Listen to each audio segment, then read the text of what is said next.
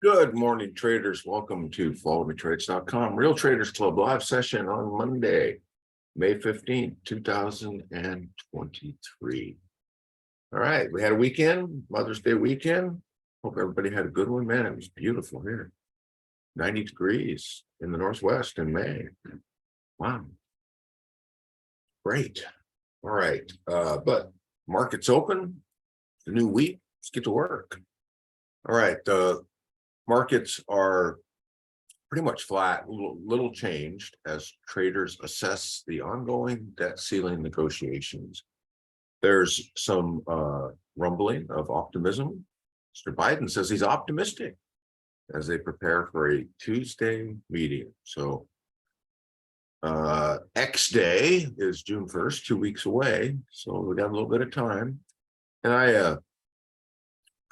And my expectation is they'll get it done after much drama and positioning and hand waving and accusations. At the end, they'll get a deal. Stakes are pretty high. Other news: Paul Tudor Jones, the billionaire hedge fund manager, said, "Hey, he thinks the Fed is done raising rates. They've won.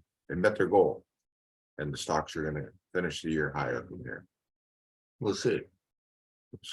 We'll look at the chart in a minute, see what the reality is here. So a little bit mixed. The Dow was up, opened up, now it's down. S&P, same thing. Nasdaq's up just a little bit. We've been looking at oil recently, and oil's down recently, down to 70.04 currently. It's a bit of a floor if you look here and here, right? And we're entering the summer high demand driving season. So I think it's a reasonable expectation that it would go up from here, but we're not ready to trade that yet. We're watching it. All right, let's also see who the market movers are. What's moving big? We're toward the end of the earnings season. Overall, earnings season was pretty good.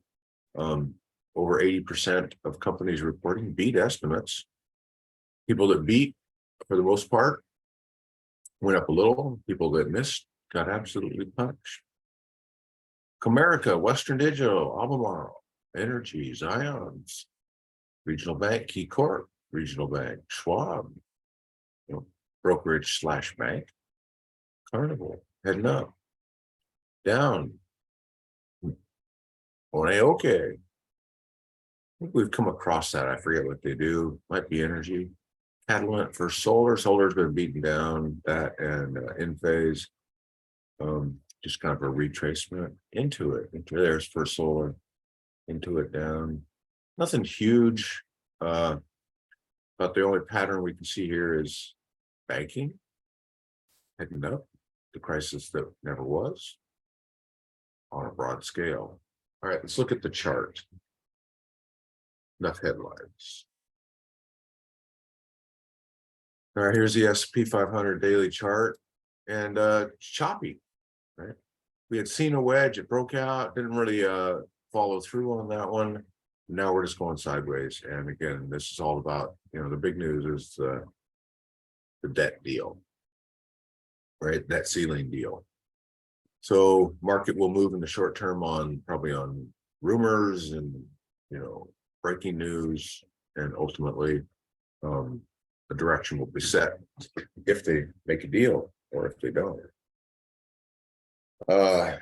Still technically in an uptrend for the current handful of months. High, higher, low, high, higher, low, high, higher, low, high.